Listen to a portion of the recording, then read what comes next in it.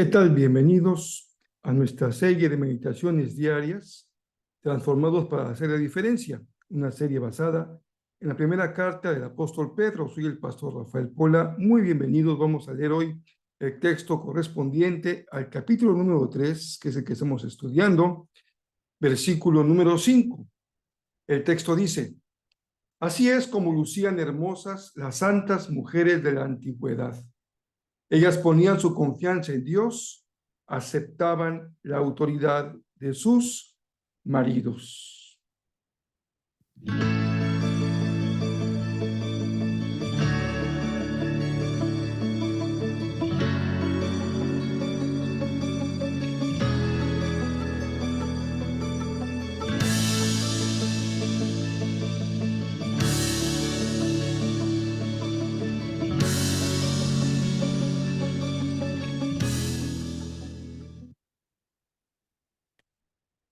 Sin duda que estamos en un tema que causa mucha polémica. Por un lado, hay quien sostiene de forma irrestricta la obligación de las esposas a estar sujetas a sus respectivos cónyuges. Y hay quienes también, queriendo cumplir cabalmente con la palabra de Dios, tratan de entender y matizar, comprender y aplicar correctamente la enseñanza de la palabra de Dios, especialmente cuando estamos en una cultura tan machista, en donde la condición de la mujer no deja de ser un tema de preocupación pastoral también para las propias mujeres. Así que estamos siguiendo la instrucción de la palabra, queriendo, como siempre hacemos, seguir la instrucción que tenemos en ella y también comprenderla para nuestra propia realidad. ¿Qué mujer no anhela verse hermosa? Pedro habla de la hermosura de las santas mujeres de la antigüedad. Sin entrar en detalles, el sentido de la afirmación de Pedro es triple.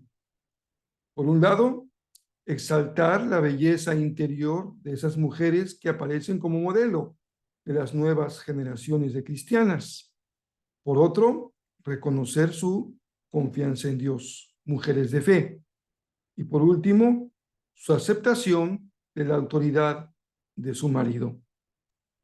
Esta es la herencia que Pedro rescata del pasado judío de las nacientes iglesias.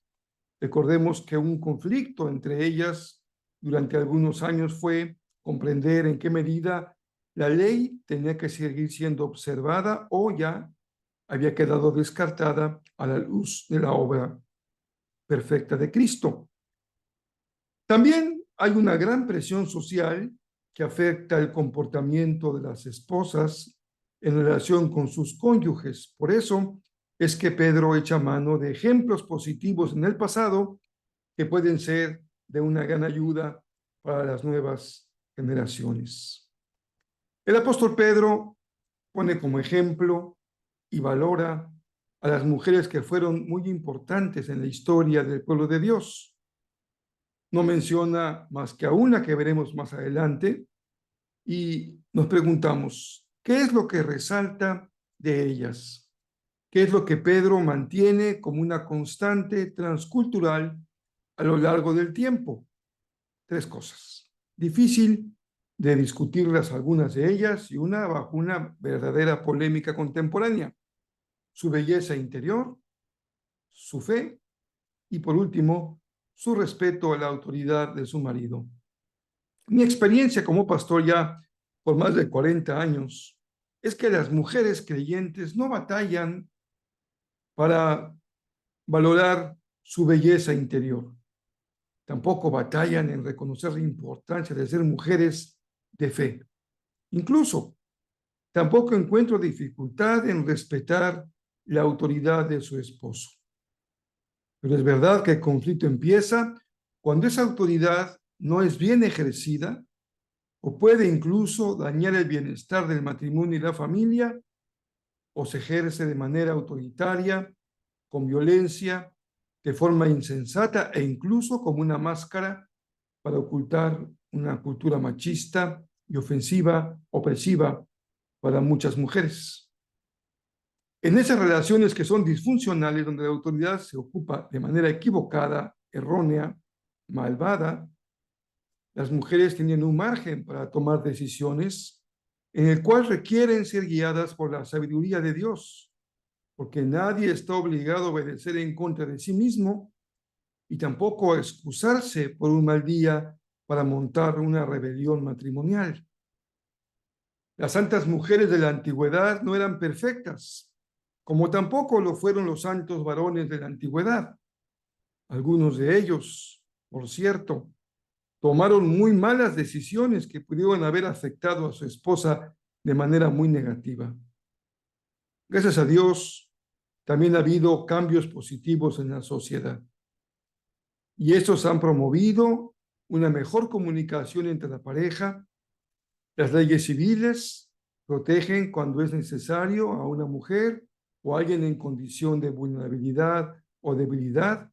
Y también, como no reconocer la importancia de subrayar el amor saludable que hace que la autoridad se ejerza así, con amor y con sabiduría, de acuerdo con el ejemplo de Jesús.